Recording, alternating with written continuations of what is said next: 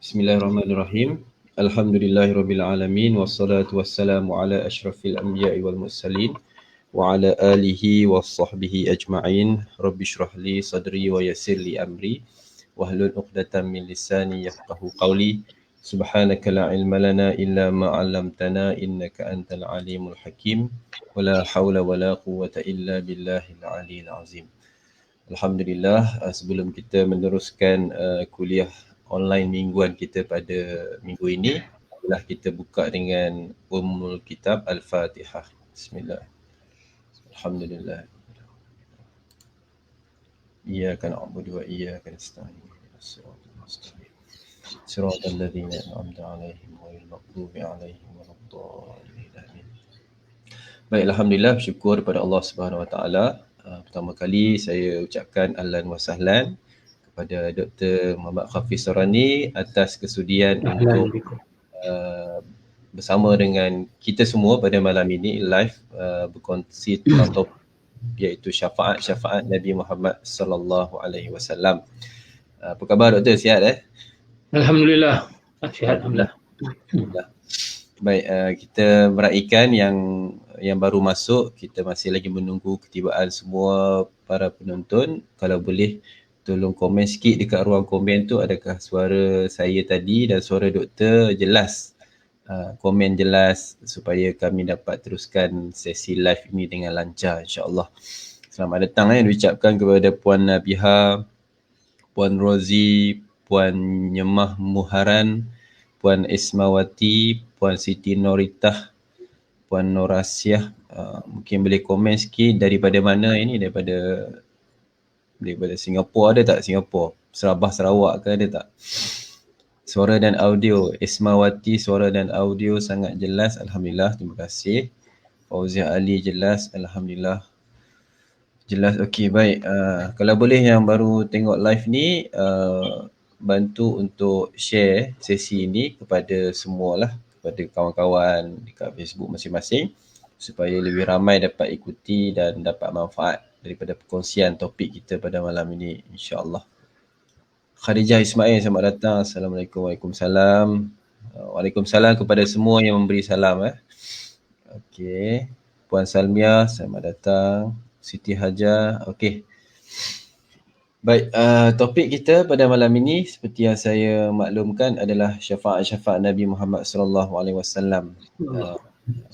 Yang mana kita akan kupas apakah yang dikatakan syafaat Nabi. Kalau di dalam buku doktor listkan lebih daripada 10 jenis syafaat yang kita akan bicarakan pada malam ini.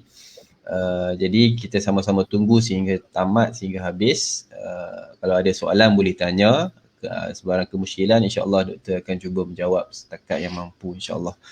Baik, topik kita pada malam ini kita ambil berdasarkan buku Dr. Hafiz. Kalau boleh izin saya tunjukkan dekat sini. Ini bukunya, Hadis Bukan Sekadar Sahih Ataupun Tidak. Inilah buku Dr. Hafiz dengan galeri ilmu, merupakan pencerahan kepada 42 hadis dan isu-isu terpilih lah. Dan antara isu-isu terpilih itu adalah tajuk yang kita nak bicarakan pada malam ini, iaitu syafaat Nabi Muhammad sallallahu alaihi wasallam. Ada yang kata tak betul, ada yang kata betul. Semua tu akan dikupas oleh Dr. Hafiz pada malam ini, insya-Allah. Baik, sebelum tu izinkan saya cerita sikit. Dr. Hafiz seberingkas dalam 1 minit, insya-Allah.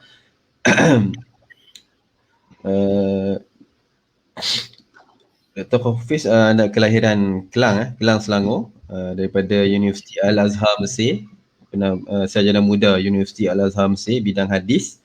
Seterusnya menyambung pengajian ke Universiti Melaya, peringkat master dalam bidang Al-Quran dan hadis. Kemudian meneruskan peringkat kajian PhD, kedoktoran di Kolej Universiti Islam Antarabangsa, yang mana tesis Dr. Hafiz mendapat kepujian yang tinggi. Judul tesis beliau adalah Ulum Al-Hadis antara mazhab Hanafi dan mazhab Syafi'i, perbandingan antara kitab Zafar Al-Amani dan kitab Manhaj Dawi An-Nadar. Jadi kalau saya nak ulas tu panjang lagi lah.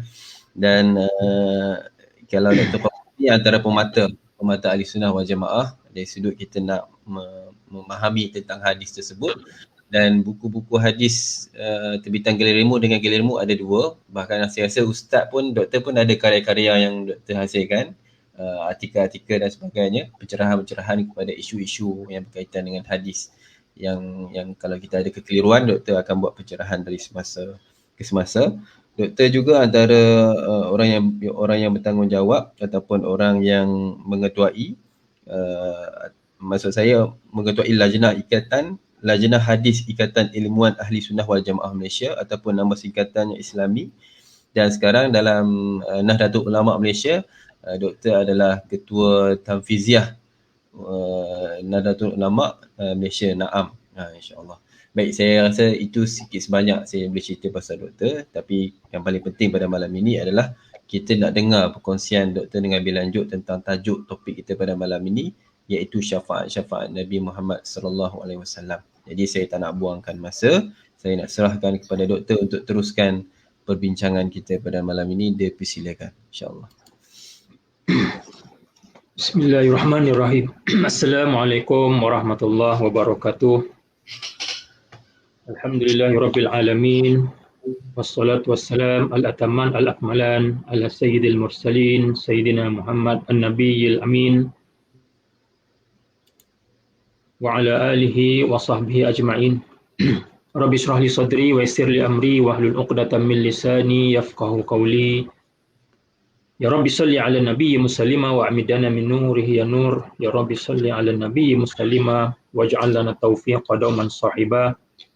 Pertamanya terima kasih kepada pengerusi kita Ustaz Syafi'i, khususnya terima kasih saya kepada penganjur kita Galeri Ilmu yang sudi menjemput saya pada malam ini. InsyaAllah saya akan kupas satu topik daripada kitab saya yang dimuliakan para pendengar, para ahli ulama, ustaz, asatizah, tuan-tuan, puan-puan, muslimin, muslimat yang dirahmati Allah sekalian. Dalam membicarakan tentang syafaat Nabi sallallahu alaihi wasallam, kita perlu maklum apakah yang dimaksudkan dengan syafaat. Ya, apa itu syafaat? Jadi kita biasa dengarlah syafaat, ya, syafaat Nabi sallallahu alaihi wasallam ini ada, ya, sabit, ya, sahih, ya, dan perlu kita yakini, tapi kita kena lebih mendalami apa yang sebenarnya dimaksudkan dengan syafaat. Jadi syafaat ini ialah pertolongan, ya. Pertolongan dari satu pihak kepada satu pihak yang lain dengan tujuan untuk membantunya, ya.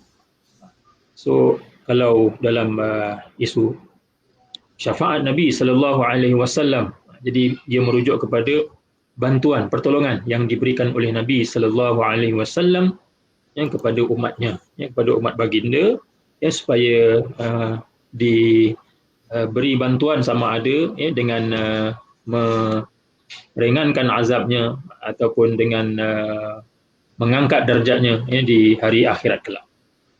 Jadi itu berkenaan dengan makna syafaat secara umum lah yang dapat saya kongsikan, ya. Bahawa Nabi sallallahu alaihi wasallam ini sangat kasih, ya, sayang dengan umatnya, ya. Dan baginda, ya, di hari akhirat nanti dia akan ingat kepada kita semua, ya, sebagai umatnya. Nabi akan kata ummati ya Rabb, ummati ya Rabb, ummati ya Rabb. Umatku ya Allah, ya, umatku ya Allah, umatku ya Allah. Jadi Nabi tak lupa pada umatnya, ya. Jadi di antara, ya, kelebihan, keistimewaan yang diberikan oleh Allah Subhanahu wa taala ialah Allah Taala berikan kepada Nabi syafaat, ya, yang mana akan kita bincangkan pada malam ini, syafaat baginda sallallahu alaihi wasallam yang setengah orang menyebutkan ada 3, ada yang menyebutkan 8. Tapi dalam buku ini saya menyebutkan lebih kurang dalam 14, ya, 14 syafaat Nabi sallallahu alaihi wasallam yang mana sebahagiannya saya nukilkan daripada kitab susunan Al-Hafiz As-Sakhawi rahimahullahu taala ya, dalam kitab beliau yang sangat-sangat luar biasa bagi saya, yang mengupas tentang isu selawat ke atas Nabi sallallahu alaihi wasallam yang diberi nama Al-Qaul Al-Badi', ya, Al-Qaul Al-Badi' fi salati 'ala al-Habib Syafi' sallallahu alaihi wasallam.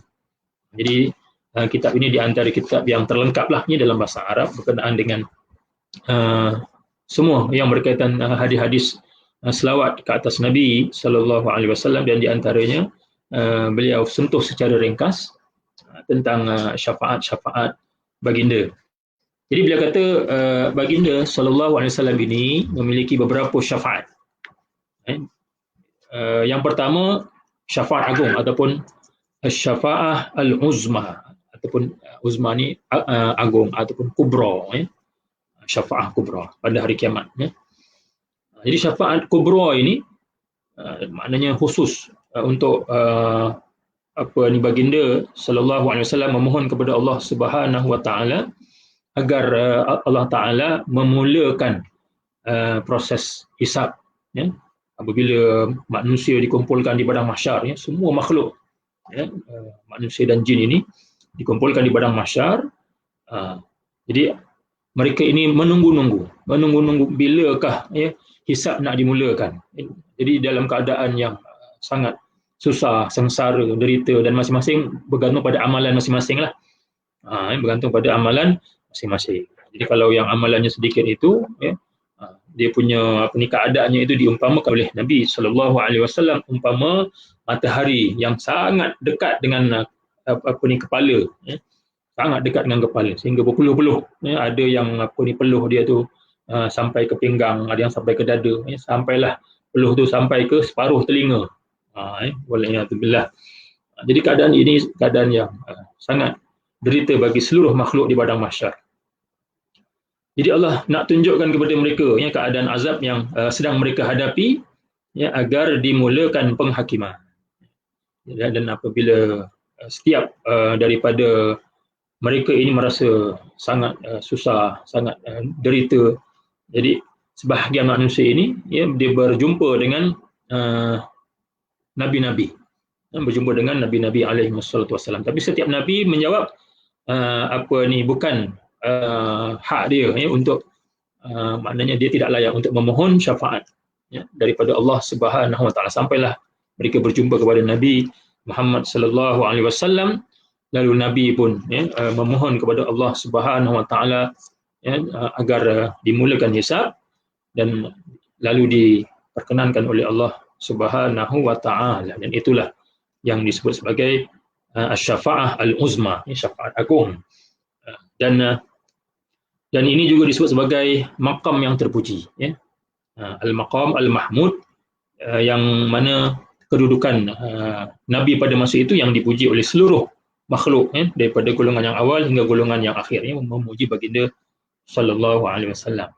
Ini hadis ini sangat masyhur, mutawatir, dan diriwayatkan dalam Sahih Al-Bukhari dan juga Sahih Muslim, ya. Jadi itu satu, ya.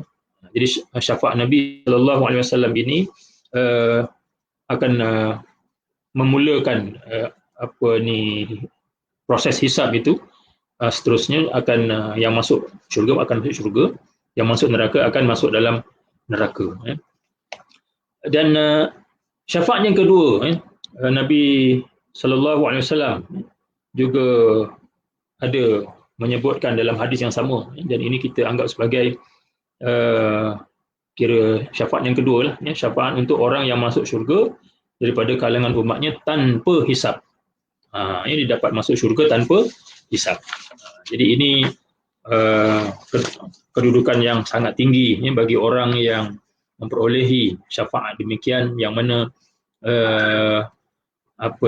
pernah apabila Uqashah radhiyallahu anhu, ini seorang sahabat Nabi, yang dia mendengar ada golongan yang masuk syurga tanpa hisab ini, jadi dia pun meminta kepada baginda, ya Rasulullah, doakanlah aku ini termasuk daripada kalangan mereka. Lalu Nabi pun doakan, ya, dan jadi Uqashah ni pun termasuk dalam kalangan orang-orang yang masuk syurga tanpa hisab. Kemudian bangun seorang sahabat yang lain, ya, dia nak minta juga, ya, supaya tergolong dalam kalangan orang yang masuk syurga tanpa hisab ini. Tapi Nabi kata sabaqa biha Uqashah, ya, kamu telah didahului oleh Uqashah. Maknanya dia tak dapatlah doa Nabi, ya, sallallahu alaihi wasallam. Jadi ini satu golongan manusia yang sangat beruntung, ya, yang mana mereka ini tak perlulah menghadapi hisab, ya. Sudah tentulah amalan mereka ini amalan yang diterima oleh Allah Subhanahu wa taala sepenuhnya, ya. Dan mereka ini tidak ada masalah dengan orang lain. Ya, sebab yang kadang-kadang menyebabkan kita terhalang ini untuk masuk dalam syurga ini bila kita ada masalah dengan hak-hak orang lain. Jadi kita kena selesaikan dulu. Tak boleh kita terus nak masuk syurga, walaupun amalan kita mungkin banyak, tapi bila kita buat aniaya, buat zalim, ya, wal-iazubillah dengan orang lain. Jadi benda itu perlu diselesaikan terlebih dahulu. Dan selagi tak selesai, tak boleh dia nak masuk ke dalam syurga. Jadi itulah, ya, keadaannya. Dan seterusnya kepada yang ketiga, kita lihat, ya, syafaat untuk kaum penderhaka yang masuk ke dalam neraka kerana dosa-dosa mereka, lalu mereka dikeluarkan. Jadi ini di kalangan orang-orang mukmin lah, maknanya orang-orang yang memeluk agama Islam ini, tetapi mereka ini yang melakukan dosa-dosa. Jadi dengan sebab dosa-dosa itu mereka ini dimasukkan ke dalam neraka. Waliyadzubillah. Jadi mereka dianggap sebagai usad, ya, kaum penderhaka, ya. Jadi masuk dalam neraka, tetapi dengan syafaat, ya, Nabi SAW, mereka ini kemudian dikeluarkan. Kemudian dikeluarkan daripada neraka, masuk ke dalam syurga. Ini ada diriwayatkan oleh Imam Al-Bukhari dalam sahihnya daripada Imran bin Husain radhiyallahu anhu, ya, bahawa Rasulullah SAW bersabda, ya, akan keluar daripada neraka satu kaum, ya, dengan syafaat Muhammad sallallahu alaihi wasallam, lalu mereka itu masuk ke dalam syurga, dan mereka ini diberi nama Jahannamiyin. Jahannam itu neraka Jahannam lah.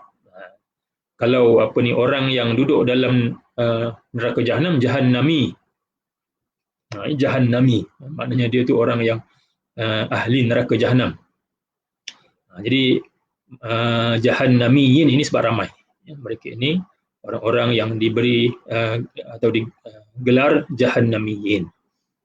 Jadi mereka ini keluar daripada neraka, dan sehinggalah yang terakhir sekali, ya, yang terakhir sekali akan keluar daripada neraka itu, ya, dan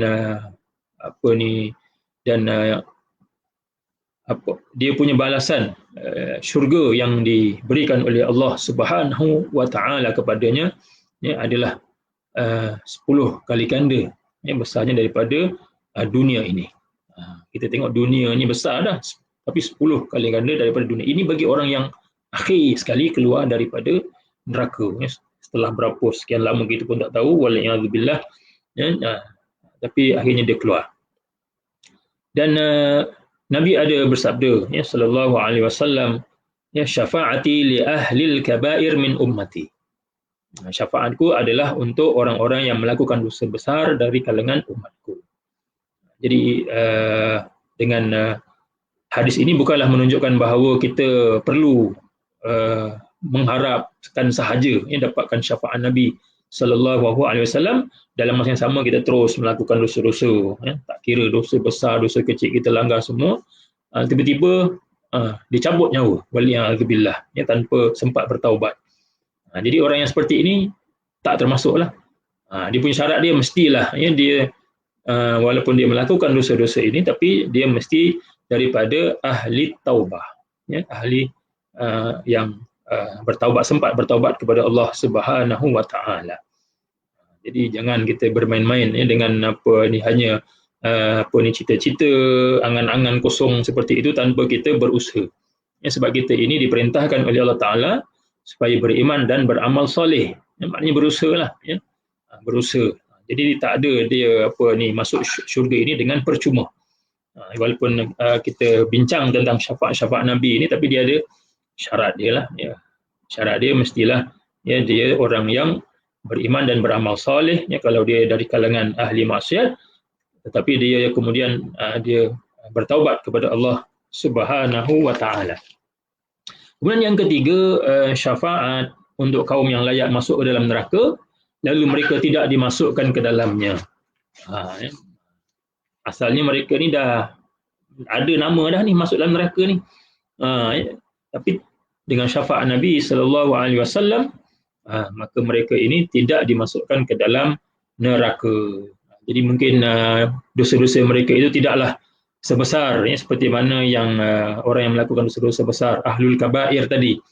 Mungkin dosa-dosa ini yang berkait dengan hak Allah Subhanahu wa taala, yang berkait dengan hak Allah Subhanahu wa taala. So Allah taala ini Maha Pemurah, Maha Pengampun, dan Allah taala ampunkan dan juga dengan syafaat Nabi sallallahu alaihi wasallam dengan syarat tidak mensyirikkanlah mereka ini tidak mensyirikkan Allah Subhanahu wa taala. Jadi mereka ini akan dimasukkan ke dalam syurga. Kemudian seterusnya syafaat untuk kaum daripada ahli syurga bagi menaikkan darjat mereka, lalu diberi kepada setiap mereka apa yang layak baginya. Saya tertinggal nombor 5. Syafaat bagi kaum yang dihalang oleh kesalahan-kesalahan mereka untuk memasuki syurga.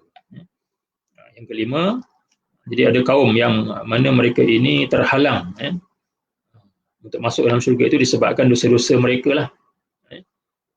Jadi ini juga merupakan satu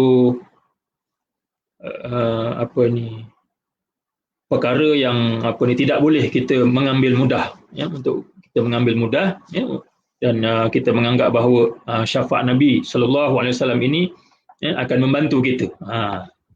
Jadi kita tak boleh dengan mengharapkan begitu tanpa kita berusaha. Jadi syafaat bagi kaum yang dihalang oleh dosa-dosa mereka ini untuk masuk ke syurga ini, yang mungkin disebabkan mereka ini melakukan dosa-dosa yang mana perlu dilangsaikan dulu. Kalau dengan hak Allah Taala itu perlu dilangsaikan. Kalau dengan hak sesama manusia juga perlu dilangsaikan. Perlu kena dihakimi terlebih dahulu sebelum mereka ini boleh masuk ke dalam syurga. Jadi Nabi sallallahu alaihi wasallam ada bersabda, aku diberikan pilihan oleh Allah Subhanahu wa taala antara syafaat atau separuh daripada umatku itu masuk ke dalam syurga. Diberi pilihan. Allah Taala bagi pilihan kepada Nabi sama ada nak pilih syafaat ataupun nak pilih separuh daripada umatnya masuk dalam syurga. Jadi Nabi kata aku memilih syafaat. Kerana syafaat itu lebih menyeluruh dan lebih lengkap. Lebih menyeluruh dan lengkap. Jadi Nabi kata atarawnaha lil munaqqain. Adakah kamu lihat syafaat itu hanya untuk orang-orang yang disucikan? Nabi kata tidak, bukan. Walakinha lil mutalawwithin al khata'in, tetapi syafaat itu adalah bagi orang-orang yang bergelumang dengan dosa dan juga orang-orang yang melakukan kesalahan. Jadi ini mungkin diringankan dia punya azab dia ataupun dikeluarkan, maknanya dimasukkan juga dalam neraka tapi kemudian dikeluarkan daripada neraka. Yang keenam, syafaat untuk kaum daripada ahli syurga bagi menaikkan darjat mereka lalu diberi kepada setiap mereka apa yang layak baginya. Ini yang untuk orang-orang yang beriman kepada Allah Subhanahu wa taala, yang mana mereka ini dah ada dalam syurga. Jadi keadaan dalam syurga ini dia berperingkat-peringkat. Ada yang duduk di tempat yang tinggi, syurga Firdaus, syurga yang paling tinggi. Ada yang di bawah sedikit. Ada yang bawah lagi. Jadi setiap peringkat itu dia adalah mengikut darjat masing-masing. Jadi ada syafaat Nabi SAW ini yang diberikan kepada ahli syurga ini dengan menaikkan darjat mereka. Kalau dekat syurga yang nombor tingkat yang ke-7 contohnya, naik ke tingkat yang ke-6. Kalau tingkat yang ke-6 tu naik ke tingkat yang ke-5 begitu. Jadi dinaikkan darjatnya dengan syafaat Nabi SAW. Kemudian syafaat untuk orang yang mati di Madinah Al-Munawwarah ini merupakan satu bentuk syafaat yang khusus bagi Ahlul Madinah, orang yang duduk di Madinah, yang mana Nabi SAW bersabda, tidak ada seorang pun yang bertahan, tidak ada seorang pun yang bertahan, maknanya dia bersabar terhadap kesusahan dan kepayahan yang dihadapi di Madinah, melainkan aku akan menjadi pemberi syafaat kepadanya, ataupun menjadi saksi baginya pada hari kiamat kelak. Hadis ini diriwayatkan oleh Imam Muslim dan lain-lain.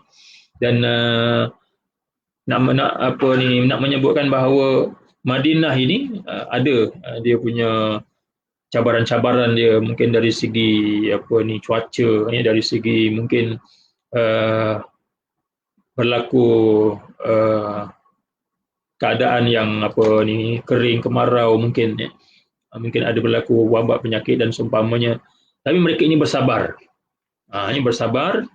Dan mereka ini dijanjikan oleh Nabi SAW bahawa aku akan menjadi pemberi syafaat atau menjadi saksi baginya pada hari kiamat.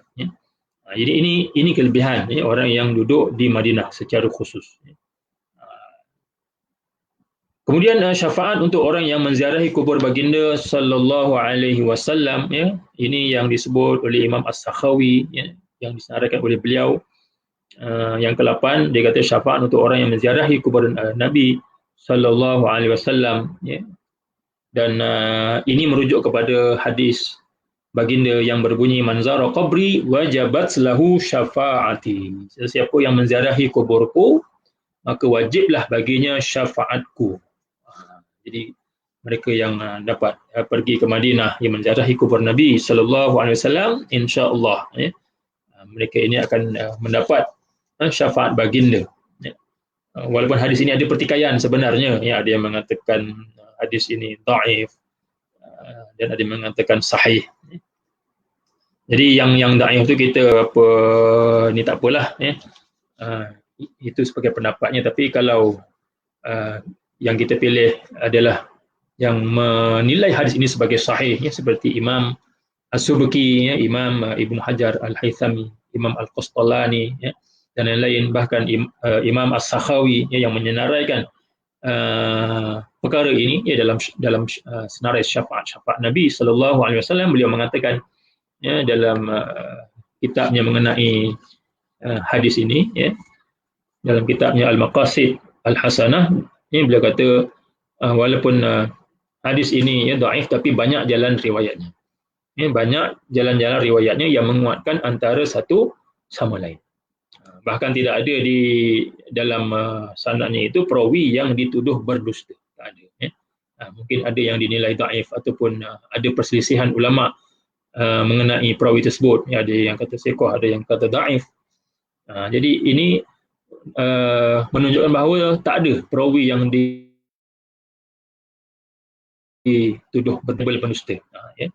Sebab itu bila melihat kepada jalan-jalan riwayatnya ini, Imam As-Sakhawi, begitu juga Imam As-Suyuti menyebut hadis ini menguatkan antara satu sama lain. Jalan-jalan riwayatnya itu meningkatkan darjatnya daripada dhaif kepada hasan sekurang-kurangnya.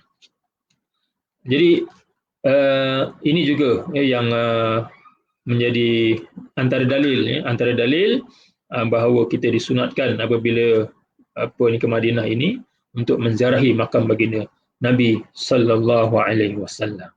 Cuma dalam keadaan wabak COVID-19 yang berlaku sekarang ini, kita lihat Masjid Nabawi sendiri ditutup, tidak ada orang yang boleh masuk ke dalam Masjid Nabawi pada masa ini, kecuali mungkin Imam Bilal dan sebahagian orang lah.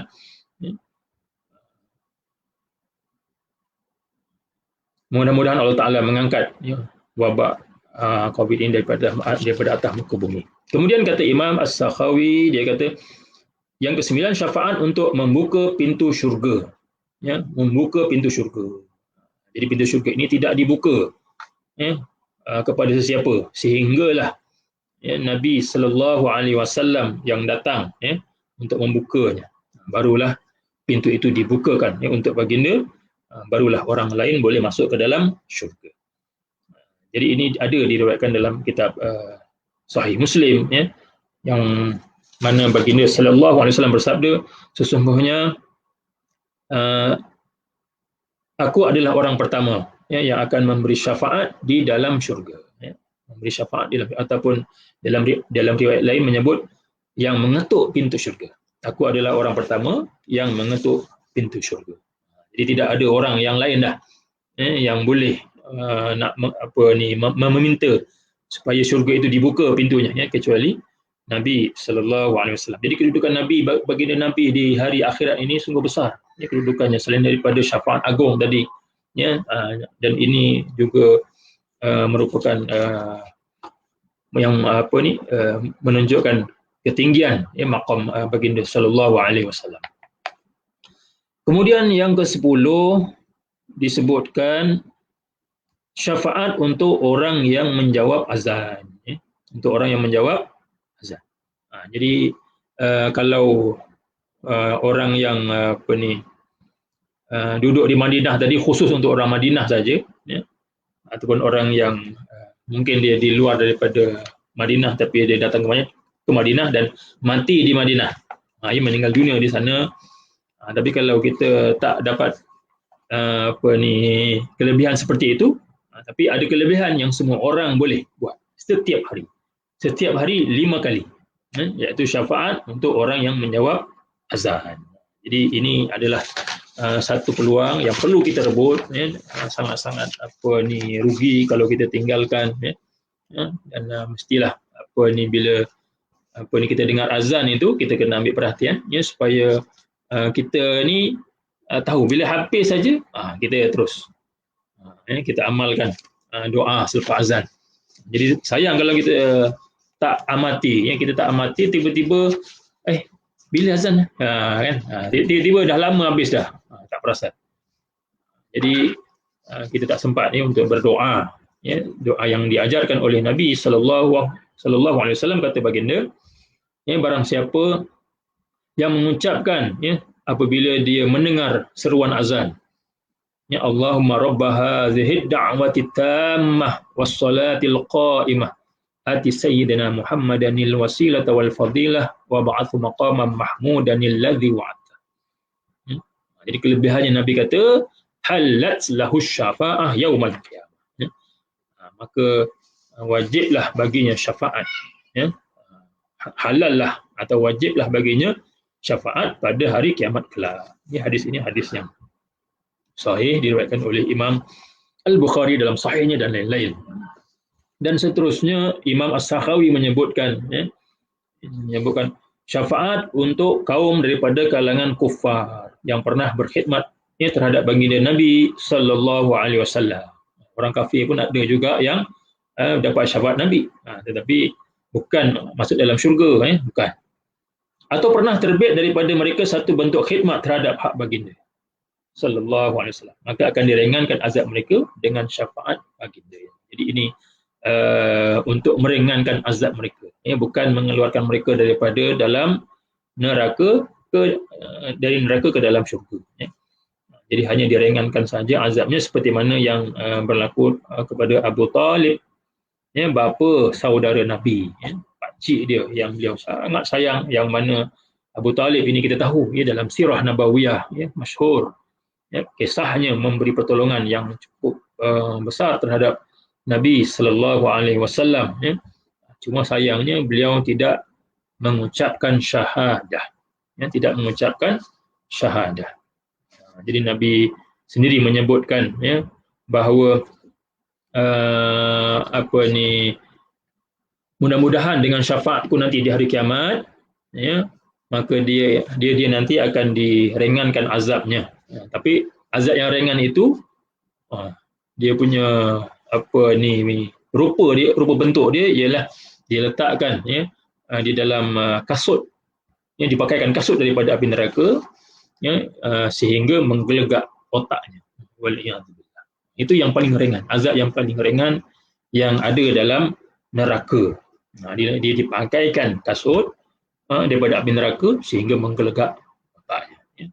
Jadi ini disebabkan apa? Sebab dia tidak mengucapkan kalimah syahadah la ilaha illallah Muhammadur Rasulullah sallallahu alaihi wasallam. Baik, saya ada sebutkan di situ ulasan Imam As-Sakhawi. Dia kata dua syafaat yang awal di atas adalah termasuk khosais, khususiat. Maknanya perkara-perkara yang khusus untuk baginda sallallahu alaihi wasallam. Syafaat uzma tadi, tidak ada nabi lain yang diberikan syafaat uzma kecuali baginda sahaja. Begitu juga masuk syurga tanpa hisab itu khusus untuk umat baginda sallallahu alaihi wasallam. Jadi dia kata adalah termasuk khosais baginda. Manakala syafaat yang keempat dan yang keenam, yang keempat berkenaan dengan syafaat untuk kaum yang layak masuk dalam neraka lalu mereka tidak dimasukkan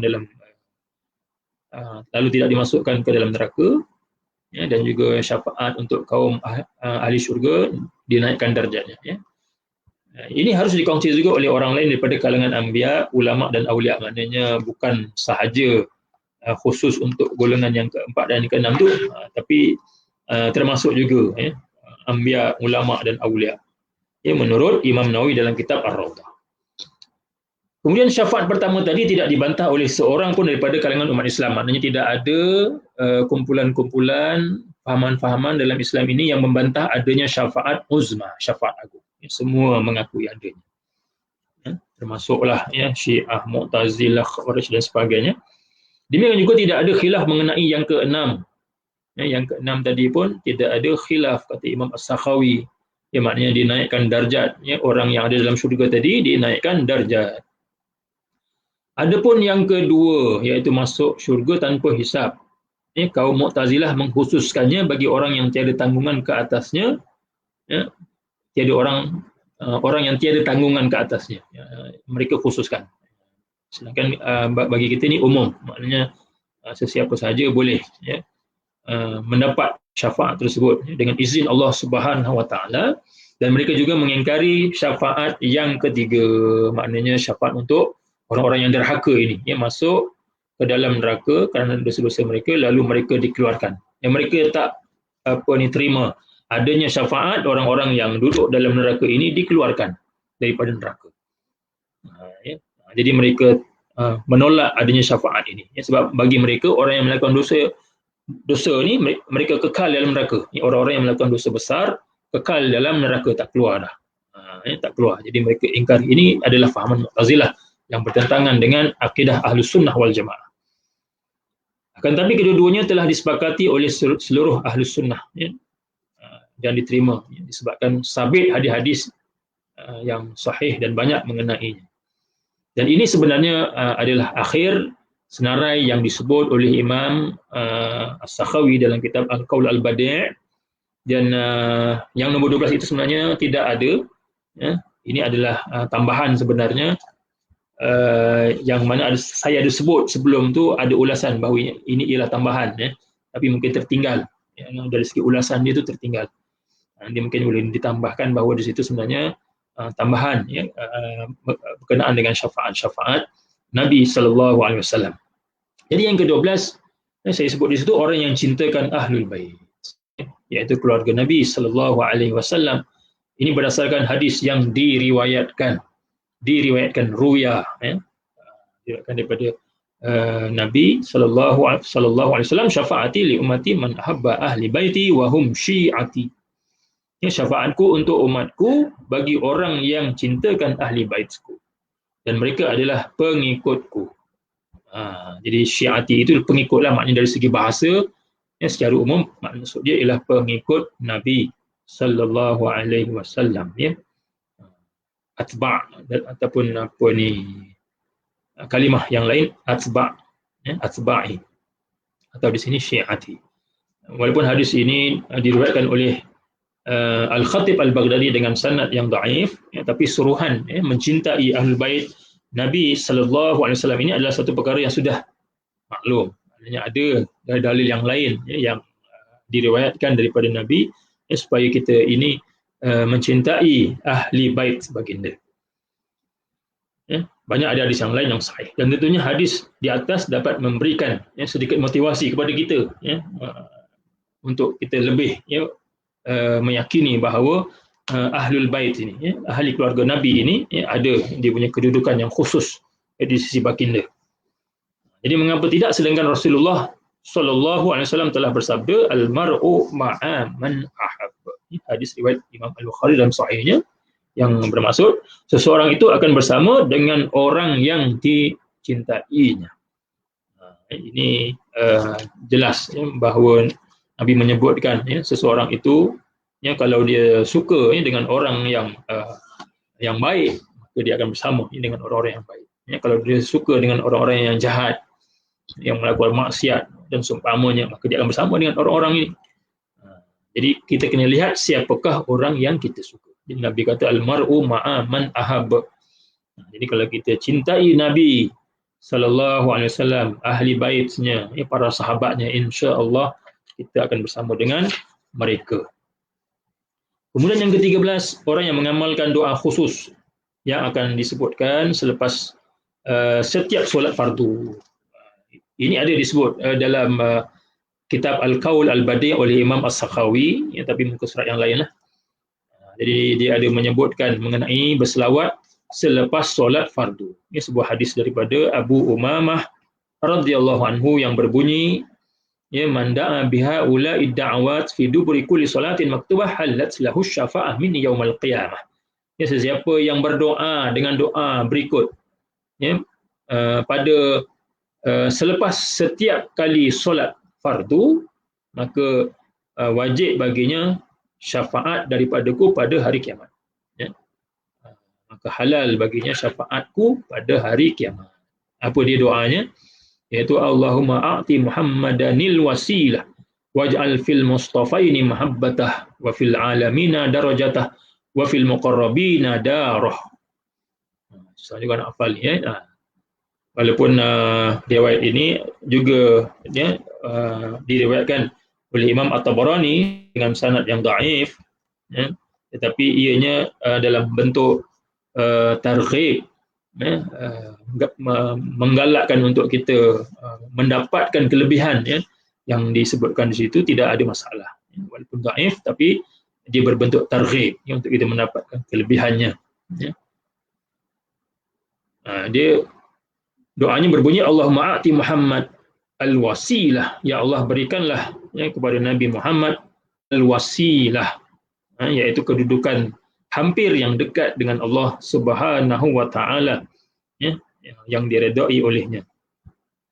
Jadi kita minta kepada Allah Taala ini agar memberikan Nabi ini wasilah, kedudukan yang terpuji, dan jadikanlah dalam kalangan orang-orang yang dipilih kasih sayangnya, wa fil alamina darajatah, dan di seluruh alam darjatnya, di seluruh alam ini darjatnya itu ditinggikan oleh Allah Subhanahu wa taala, wa fil muqarrabina darah, dan di kalangan orang-orang yang muqarrabin akan tempat tinggalnya. Jadi kita baca selepas setiap kali solat fardu. Yang ke-14, orang yang berselawat dengan selawat berikut pula, yang terakhirnya hadis yang diriwayatkan daripada Ruwaifi' bin Thabit Al-Ansari radhiyallahu anhu, qala Rasulullah sallallahu alaihi wasallam, man qala Allahumma salli ala Muhammad wa anzilhu al-maq'ad al-muqarraba innaka yawmal qiyamah wajabat lahu syafaati. Ini kata Ruwaifi' bin Thabit Al-Ansari radhiyallahu anhu, katanya sabda Rasulullah sallallahu alaihi wasallam, siapa yang membaca Allahumma salli ala Muhammad, ya Allah, berikanlah rahmat ke atas Nabi Muhammad dan tempatkanlah baginda di tempat yang dekat di sisimu pada hari kiamat. Allahumma salli ala Muhammad wa anzilhul maq'adal muqarraba indaka yaumal qiyamah, wajib baginya syafaat. Walaupun hadis ini juga ada perbincangan yang saya sebutkan di bawah tu, kata As-Sakhawi dalam Al-Qaul Al-Badi' diriwayatkan oleh Al-Bazzar dalam musnadnya, juga diriwayatkan oleh Ibnu Abi Asim, Imam Ahmad bin Hanbal, Ismail Al-Qadi At-Tabarani dalam Al-Mu'jam Al-Kabir dan juga Mu'jam Al-Awsat, dan beliau berkata hadis ini merupakan riwayat secara bersendirian Ibnu Lahiyah dalam meriwayatkannya. Nah, Ibnu Lahiyah ini di antara perawi yang dinilai sebagai dhaif, walaupun ada yang menilainya sebagai seorang yang saduq, yang bersifat benar, tapi ada yang menilai riwayatnya dhaif selepas berlaku satu pertukaran, perubahan dalam hidupnya yang menyebabkan hafalannya itu berkurangan dan bercampur aduk. Jadi orang yang meriwayatkannya sebelum daripada itu, jadi riwayatnya diterima, tapi yang meriwayatkan selepas daripada perubahan tersebut, riwayatnya dianggap sebagai dhaif, kerana bercampur aduk. Walaupun beliau ini seorang ulama hebat di zamannya, seorang qadi di Mesir. Kemudian riwayat Ibnu Bashkwal dalam Al-Qurbah dan Ibnu Abi Dunya, cuma lafaznya ada sedikit berbeza. Al-muqarraba indaka fil jannah, maksudnya ialah daripada awal, Allahumma salli ala Muhammad wa anzilhul maq'adal muqarraba indaka fil jannah, yang tadi yaumal qiyamah. Bezanya situ saja, fil jannah hadathu syafa'ati. Dan sebahagian isnad mereka adalah hasan, sebagaimana kata Al-Munziri dalam kitabnya At-Targhib wa Tarhib. Ini yang disebut oleh Imam As-Sakhawi, dan ada, maknanya ada beberapa jalan riwayat dan salah satunya adalah hasan, maknanya baiklah. Jadi itu syafaat-syafaat Nabi SAW yang dikumpulkan daripada hadis-hadis baginda, sama ada hadis yang sahih maupun hadis yang dhaif. Tetapi saya ada sebutkan kenapa kita perlu kepada hadis yang dhaif. Baik. Sebagai ulasannya, sekiranya ada yang mengatakan bahawa semua riwayat ini dhaif, maknanya yang dhaif lah, maknanya yang sahih tadi itu kita tak ada masalah, tapi yang dhaif. Namun sebagaimana yang ditakrirkan oleh para muhaqqiqin dari kalangan ulama hadis ni, bahawa hadis dhaif dapat diamalkan dalam bab fadail, fadail amal, dengan beberapa syarat, antaranya hadis tersebut tidak sangat dhaif. Maknanya disepakati sangat dhaif, tidak disepakati sangat dhaif oleh para ulama. Jadi kalau ada yang mengatakan seperti tadi, ada yang katakan dhaif, ada yang katakan sahih, ataupun daripada dhaif boleh meningkat kepada hadis hasan. Jadi itu tidak disepakati lagi, belum disepakati. Jadi yang disepakati sangat dhaif ini kita tak boleh untuk kita amalkan mengikut syarat yang pertama. Yang kedua, hendaklah ianya termasuk dalam hukum asal yang disyariatkan. Jadi tentang selawat, doa dan seumpamanya ini memang ada hadis-hadis, dalil-dalil yang sahih, yang jelas. Kita dianjurkan supaya berselawat ke atas Nabi. Kita dianjurkan supaya berdoa, berzikir, mengingati Allah Subhanahu wa taala dan sebagainya. Yang ketiga, syarat dia ialah kita tidak meyakini secara yakin bahawa ianya sabit daripada Nabi sallallahu alaihi wasallam, tetapi kita iktikadkan dalam mengamalkannya itu atas tujuan berhati-hati, ihtiyat, berhati-hati. Kerana kemungkinan ianya sabit masih tetap ada. Kemungkinan sabit daripada Nabi itu tetap ada. Jadi walaupun dia tidak sabit, tapi ada kemungkinan sabit. Itu perlu dibezakan. Ini saya cuba beri ayat yang mudah untuk kita faham. Maknanya hadis yang dhaif ini hadis yang kemungkinan sabit daripada Nabi sallallahu alaihi wasallam, justru itu dalam bab fadail yang tidak mengaitkan tentang akidah dan hukum hakam, dibenarkan oleh majoriti ulama. Jadi maksudnya makna yang terkandung dalam hadis tersebut diamalkan kerana berhati-hati agar kita tidak meninggalkan satu perkara yang kemungkinan diucapkan oleh baginda sallallahu alaihi wasallam. Jadi kita tak tahu hakikat sebenarnya, sebab kita duduk jauh daripada zaman Nabi, lebih 1400 tahun yang lalu. Jadi dalam tempoh yang sangat panjang itu, yang jauh. Jadi kita tak tahu kemungkinan diucapkan oleh baginda. Lalu ia menjadi satu kerugian buat kita. Rugi kalau ianya benar-benar diucapkan oleh Nabi. Dan juga agar kita tidak menghalang diri kita sendiri daripada mendapatkan kelebihannya. Ia nak merebut ya, atas kemurahan dan kurniaan Allah Subhanahu wa taala. Dan Allah Taala ini Maha pemurah ya. Jadi apa ni kalau kita nak minta apa sahaja tidak akan mengurangkan khazanah ya Allah Subhanahu wa taala. Lebih-lebih lagi jika makna hadis dikuatkan oleh banyak hadis sahih yang lain atau selagi tidak meruntuhkan mana-mana hukum ataupun nas yang sabit. Jadi kalau dia tidak menyalahi dalil-dalil yang lain, so tak ada masalah. Dengan berhati-hati, maknanya dengan berihtiyat tadi. Kita tidak akan rugi sekiranya hadis tersebut pada hakikat sebenarnya sahih. Maknanya kita dah amalkan, walaupun sekali, kata Imam Nawawi, sekurang-kurangnya sekali. Maknanya kita dah dapat amalkan. Dan kita tidak menetapkan apa-apa dasar agama, dasar hukum. Ya. Sekiranya hadis tersebut pada hakikatnya tidak sabit. Ya, kalaulah hakikat sebenarnya hadis itu tak sabit, hakikat sebenar ni kita tak tahulah maknanya di sisi Allah Ta'ala, wallahu a'lam lah. Kalaulah hakikat sebenarnya tidak sabit, kita tak menetapkan apa-apa dasar hukum agama. Ya, sebab tadi memang kita dah juruskan, ya, dah hadkan, bataskan kepada hadis-hadis berkaitan tentang fadail amal, kelebihan-kelebihan amalan, tentang targhib, memberi galakan, tarhib, memberi ancaman dari melakukan kejahatan, ya, maksiat, ya, kemungkaran, tentang sirah, tentang sejarah dan seumpamanya. Jadi itulah yang perlu kita faham bila kita berhadapan dengan hadis dhaif ini. Kita kena tahu bagaimana berinteraksi dengannya, dan walaupun ianya dhaif, tetapi ianya tidak boleh kita kata lemah, ataupun kita kata palsu, apatah lagi palsu, lagilah jauh, ya. Tak boleh, ya. Sebab hadis dhaif ini dari segi definisi dia bukannya lemah. Ya, kalau kita kata hadis dhaif adalah hadis yang lemah, itu adalah dari segi bahasa saja. Tapi dari segi definisi yang sebenar mengikut istilah ilmu hadis, hadis dhaif ialah hadis yang tidak memenuhi syarat. Ya, yang tidak memenuhi syarat hadis hasan maupun hadis sahih. Jadi dia hanya tidak memenuhi syarat sahaja, ya. Dia bukannya lemah.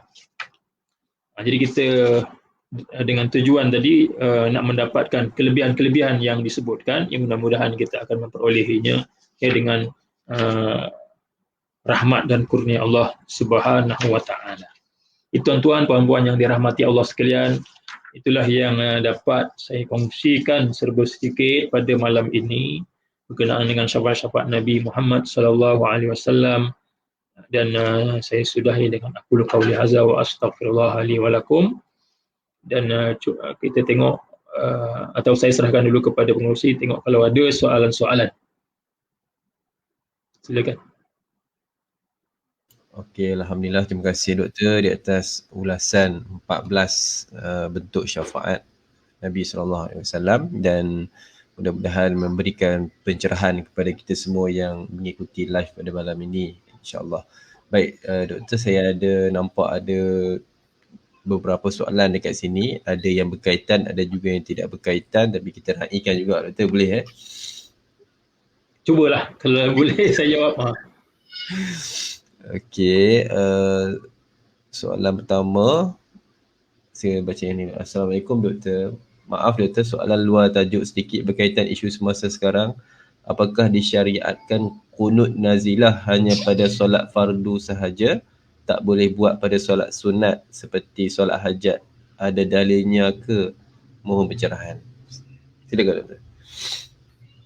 Qunut nazilah. Qunut nazilah ini yang disyaratkan adalah pada solat fardu, pada solat fardu. Kalau dalam sehari itu 5 kali solat fardu, jadi setiap solat fardu itu kita buat qunut nazilah. Dan ini adalah dalilnya dalam hadis Nabi yang sahih, dan ini disepakatilah, yang qunut nazilah ni disepakati, tak ada masalah yang yang tak disepakati itu yang berlaku khilaf tentang kunut subuh.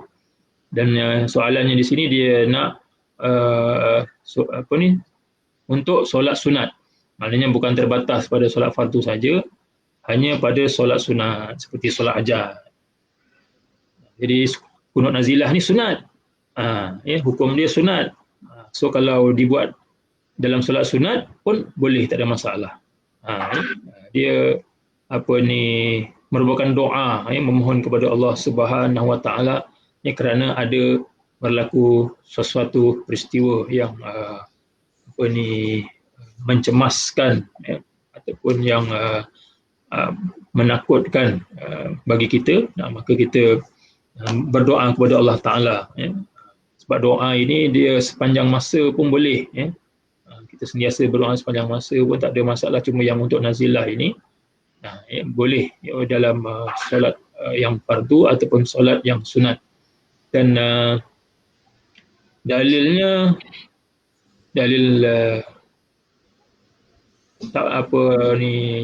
saya nampak tu kias lah, kias maknanya kalau dianya sunat, kita buat solat fardu, maka kita buat yang sunat, apatah lagi kalau solat tu sunat, jadi kita buat yang sunat pun tak ada masalah. Baik. Seterusnya Ustaz, daripada Puan Linda, Ustaz, kalau kita baca dalam bahasa Melayu, adakah pahalanya sama doa selepas azan? Baca bahasa Melayu, Ustaz. Doa selepas azan bahasa Melayu. Kalau kita baca dalam azan, adakah pahalanya sama doa selepas azan? Kena hafal tu ya. Kita dah biasa hafal yang bahasa Arab tu, jadi kalau yang bahasa Melayu ni memang saya sendiri pun tak boleh. Nak ikut balik susunan dia tu kan, sebab dia panjang.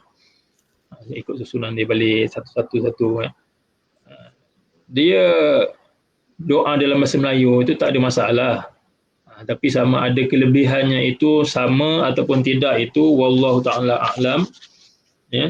Sebabnya kalau kita lari sikit daripada maksud dia ataupun ayat yang diajarkan oleh Nabi sallallahu alaihi wasallam, lari sedikit, jadi mungkin tak dapat kelebihan dia,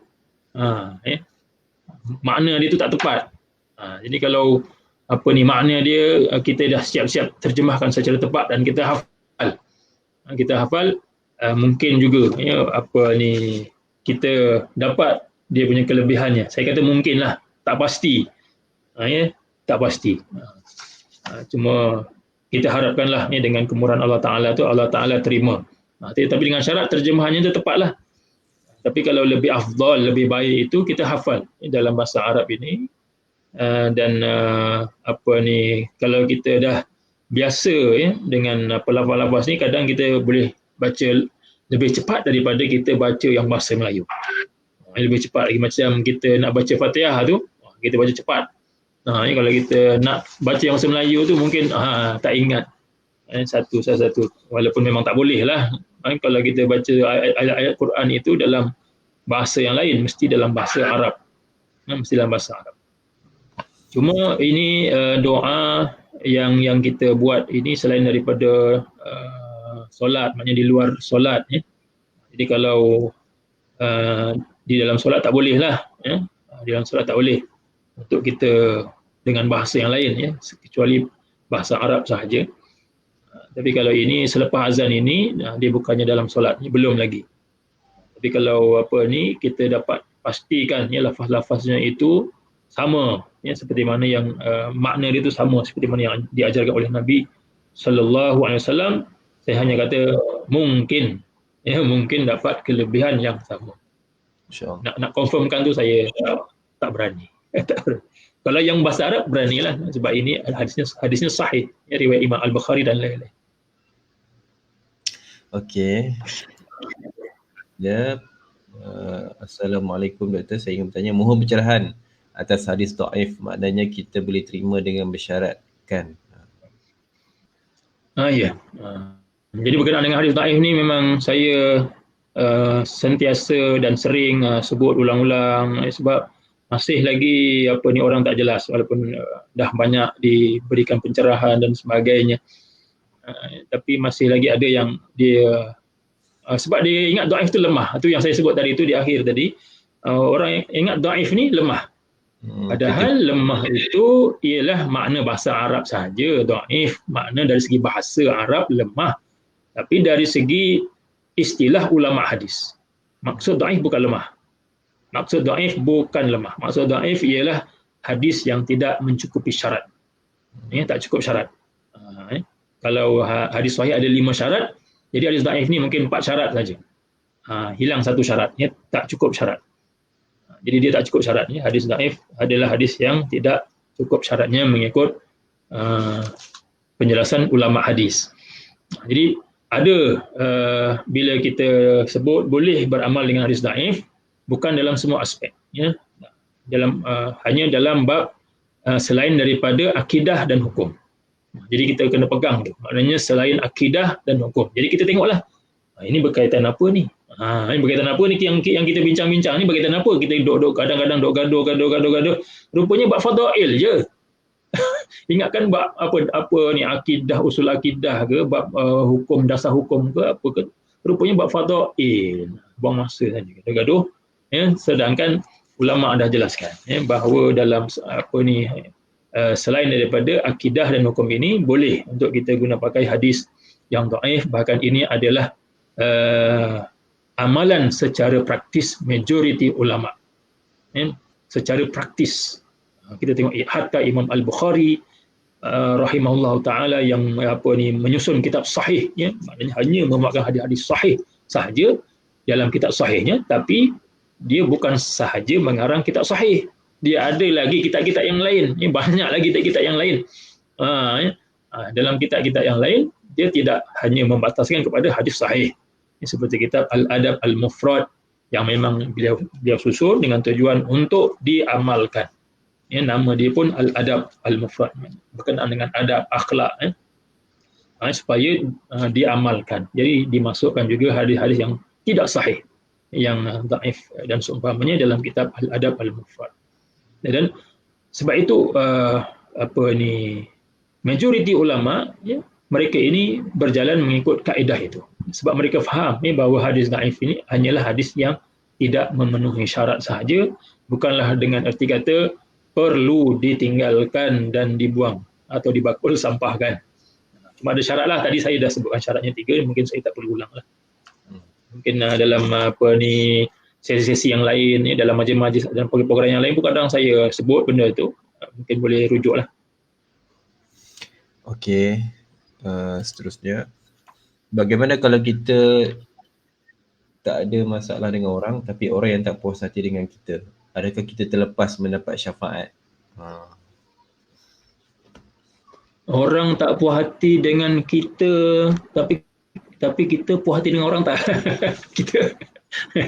Kalau kita puas hati dengan orang, maknanya hati kita ni hati yang bersih lah.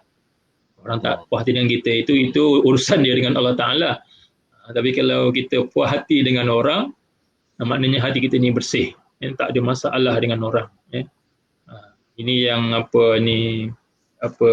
Nabi sebut di antara ciri-ciri ahli syurga lah. Ciri-ciri ahli syurga ni dia maafkan semua orang.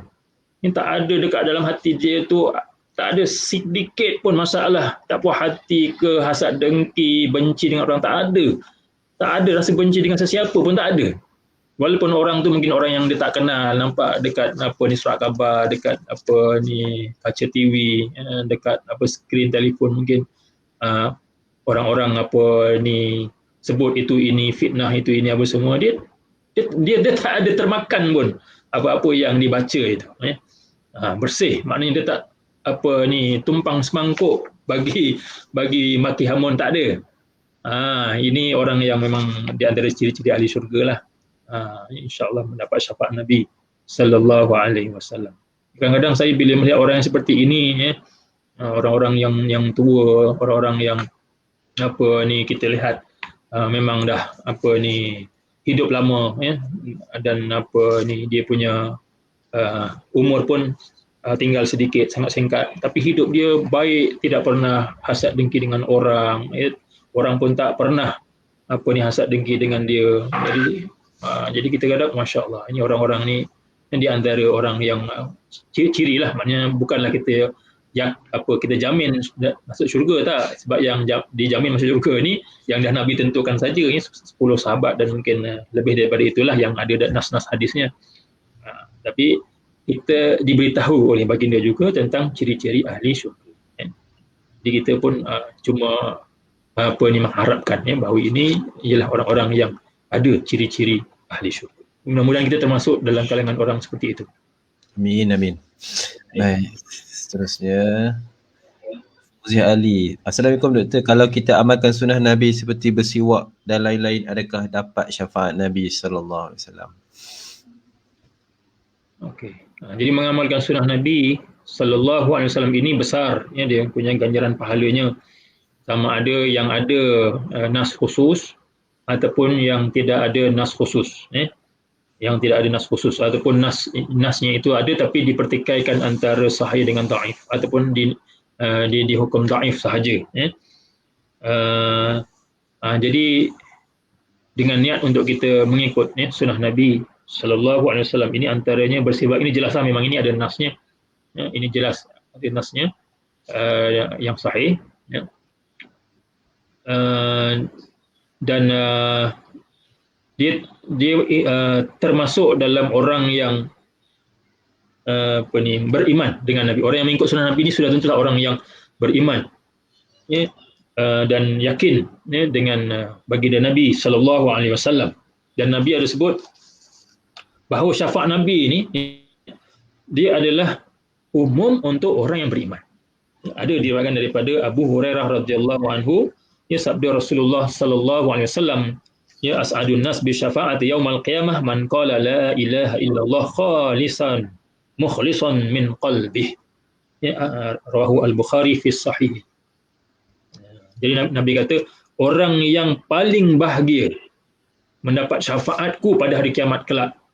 Ini orang yang paling bahagia, beruntunglah, paling beruntung dapat syafaatku pada hari kiamat ialah orang yang mengucapkan la ilaha illallah secara ikhlas dengan sepenuh hati. Khalisan mukhlisan, dengan ikhlas sepenuh hati. Dia ucapkan la ilaha illallah dengan ikhlas sepenuh hati, min qalbihi, daripada hatinya. Jadi ini orang yang paling beruntung, yang paling bahagia dengan syafaat, mendapat syafaat Nabi sallallahu alaihi wasallam. Jadi kalau kita mengikut sunnah Nabi, maknanya kita cinta kepada Nabi sallallahu alaihi wasallam, jadi sudah tentulah itu lebih lagi lah. Sebab tadi ada kita bacakan hadis al-mar'u ma'a man ahab. Seseorang itu bersama dengan orang yang dia kasihi, dia cintai. Kalau dia cintai Nabi, insya-Allah dia akan bersama-sama dengan baginda atau memperolehi syafaat baginda sallallahu alaihi wasallam. Tapi sunnah ni jangan sunnah yang kecil-kecil aja kita buat, sunnah yang besar-besar kita tak buat. Jadi itu pun kita kena ambil perhatian juga tu. Sunnah-sunnah yang siwa yang kecil-kecil ini mungkin kita buat, tapi kita lupa sunnah-sunnah yang besar. Sunnah-sunnah yang besar seperti kita berhasad dengki, kita maknanya kita buat perkara-perkara yang dilarang oleh Nabi sallallahu alaihi wasallam. Nabi kata jangan hasad dengki, kita berhasad dengki. Jangan maki hamun, kita maki hamun. Nabi kata jaga lidah, jaga lidah ni. Ini lidah ni adalah satu anggota yang kecil tapi boleh menjerumuskan orang yang mempunyai badan itu masuk dalam neraka. Jadi Nabi kata jaga lidah, tak jaga lidah. Macam mana? Jadi itu sunnah-sunnah yang besar, yang terutama yang berkaitan tentang akhlak kita, yang mana Nabi kata perlulah kita berakhlak mulia, sebab akhlak yang mulia ini juga di antara amalan yang paling berat timbangannya di timbangan pada akhirat kelak. Jadi amalan Ini yang paling berat. Antara yang berat dia punya timbangan dia ialah akhlak yang mulia, akhlak yang baik. Jadi sebab itu ulama-ulama menggalakkan kita supaya kita ini menerapkan dalam diri kita ini akhlak-akhlak yang mulia, akhlak mahmudah, sifat-sifat mahmudah, dan kita kena keluarkan daripada diri kita ini sifat-sifat mazmumah, akhlak yang dicela, akhlak yang buruk ini kita kena keluarkan daripada diri kita. Ini perlukan kepada usaha. Dia bukannya boleh kita main doa sahaja, ataupun kita hanya mengharap sahaja, ataupun kita nanti kita tangguh nantilah nak berubah. Masuk tahun baru tak berubah, masuk tahun baru yang lain tak berubah juga. Jadi tiba-tiba kita tak tahu maut itu datang pada bila-bila masa saja, wal'iyadzubillah. Jadi sunah-sunah yang besar itu mestilah kita dahulukan. Baik, kita ada 2 soalan, kita raikan 2 soalan lagi insya-Allah. Soalan yang Ustaz daripada keluarga Zufri. Ustaz, adakah syafaat untuk Nabi Muhammad sallallahu alaihi wasallam untuk terus masuk syurga itu hanya untuk 70,000 orang, atau adakah riwayat lain yang mengatakan lebih? Jadi dalam hadis tentang syafaat Nabi sallallahu alaihi wasallam itu memang ada disebutkan 70,000 orang yang masuk dalam syurga tanpa hisab. Tapi ada juga dalam riwayat lain menyebutkan bahawa setiap orang daripada 70,000 itu juga dia dapat membawa orang lain bersamanya. Dia juga dapat membawa orang lain bersamanya masuk syurga tanpa hisab.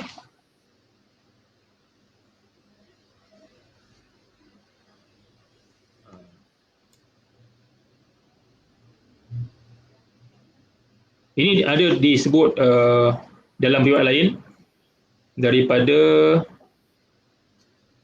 hadis riwayat Ibn Hibban dalam sahihnya, dan juga riwayat Imam At-Tabarani dengan sanad yang baik daripada hadis Utbah bin Abd, yang mana hadis yang sebelumnya itu menyebut bahawa 70,000 orang akan masuk syurga tanpa hisab. Kemudian akan memberi syafaat setiap daripada 1,000 orang. Daripada 70,000 tadi itu, setiap 1,000 akan memberi syafaat kepada 70,000 yang lain. Akan memberi kepada 70,000 yang lain. Multi level ni Ustaz. Lalu Nabi bersabda, inna sab'ina alfan yashfa'humullah fi abaihim wa ummahatihim wa asyairihim wa inni la arju an yakun adna ummati al-hathayat. Nabi kata sesungguhnya 70,000 itu akan memberi syafaat, maknanya Allah akan memberikan syafaat kepada mereka. 70,000 tadi Allah Ta'ala akan memberikan syafaat pula kepada mereka, supaya mereka ini memberi syafaat kepada ibu bapa mereka, kepada kaum keluarga mereka. Jadi mereka yang jadi ibu bapa dan kaum keluarga kepada orang-orang yang bertuah tadi, sudah tentulah mereka ini orang yang paling dekat memperoleh syafaat mereka yang masuk syurga tanpa hisab tadi. Jadi bukan sahaja Nabi yang boleh memberikan syafaat, tetapi orang-orang mukmin juga boleh memberikan syafaat. Banyak sebenarnya kalau kita nak bincang tentang siapa atau apa yang selain daripada Nabi sallallahu alaihi wasallam yang boleh memberikan syafaat, itu mungkin tajuk yang lain lah. Jadi di antaranya ialah orang-orang mukmin, orang-orang saleh, mereka ini akan juga boleh memberikan syafaat. Kalau yang bayi meninggal tu, bayi meninggal tu pun dia juga dia akan meminta syafaat daripada Allah Subhanahu wa taala untuk ibu bapa mereka. Untuk ibu bapa mereka. Masya-Allah. Apa tu soalan ni? Okey, itu je. Ni yang terakhir Ustaz, Doktor. Yang terakhir. Assalamualaikum Doktor, kita maklum kelebihan berselawat. Apa pandangan Doktor berkaitan selawat tafrijiyah dan lain-lain selawat yang dikarang oleh ulama?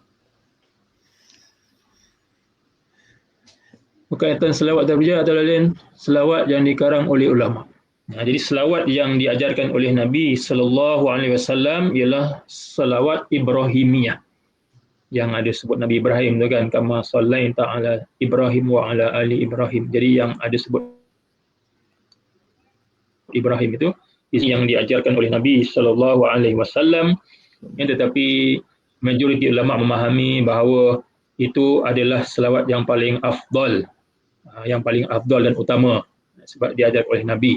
Tetapi bukanlah itu sahaja selawat yang perlu kita ucapkan, tidak boleh selawat yang lain.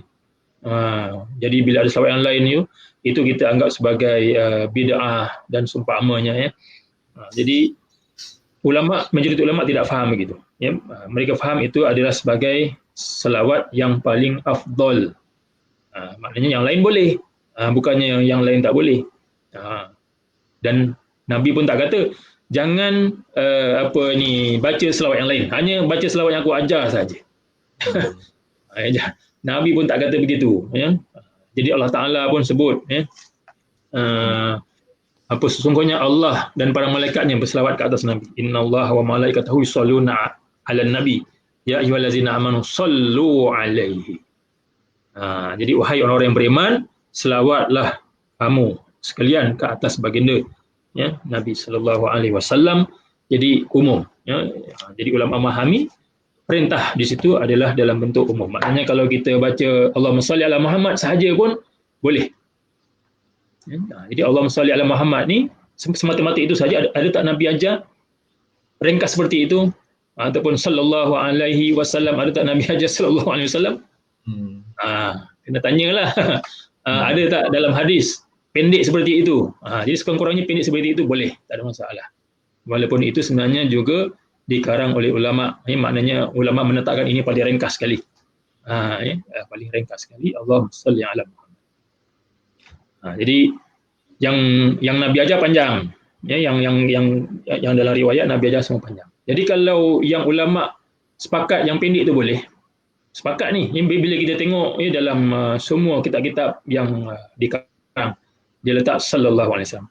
Maknanya an-nabi ataupun ar-rasul, hujungnya ada sallallahu alaihi wasallam ataupun dalam bentuk simbol lah sallallahu alaihi wasallam. Adakah Nabi mengajar sallallahu alaihi wasallam itu?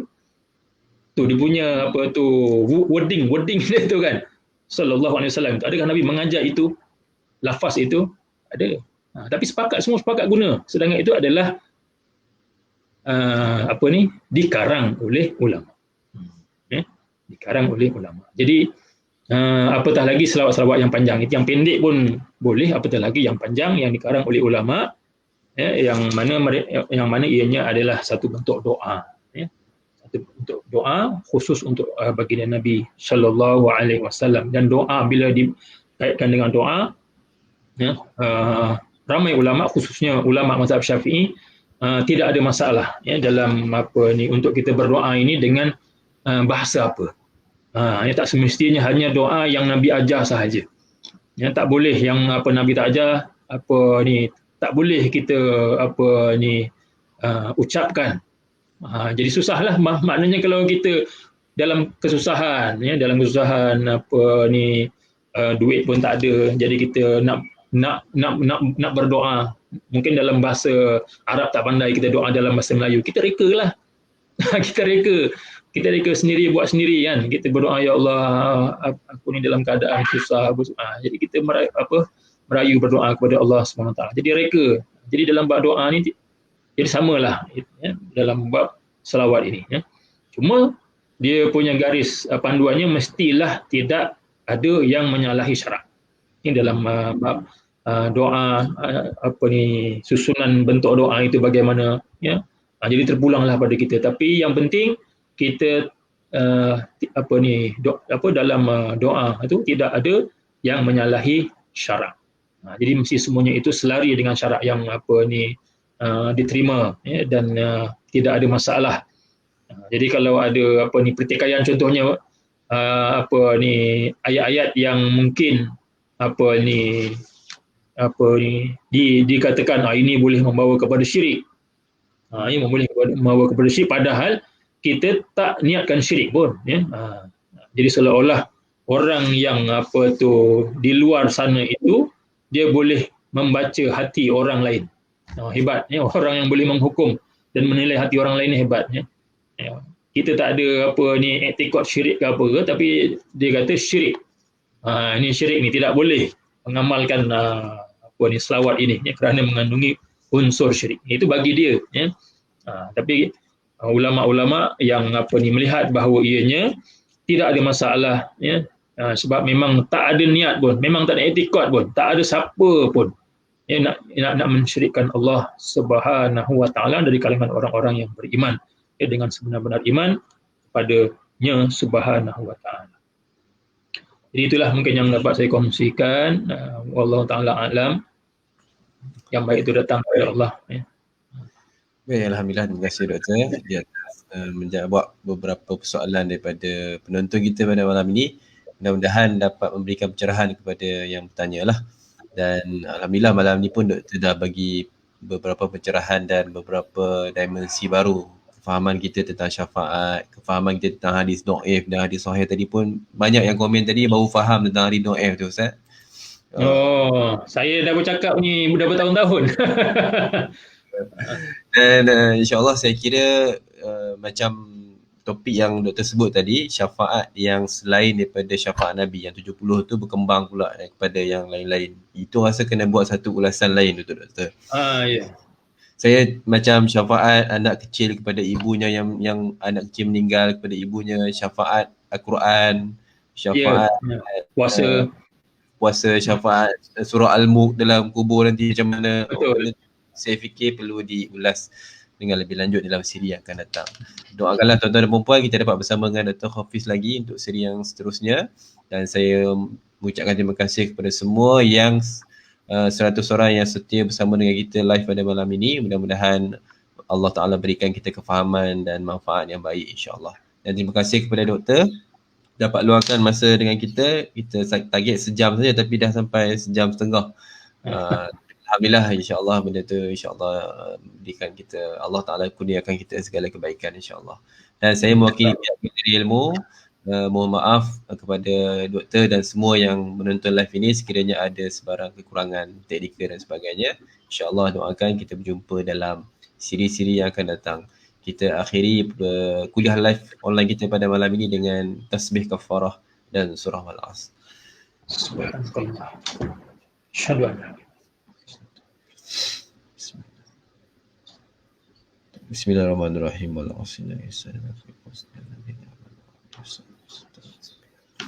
Assalamualaikum warahmatullahi taala wabarakatuh. Waalaikumsalam warahmatullahi wabarakatuh.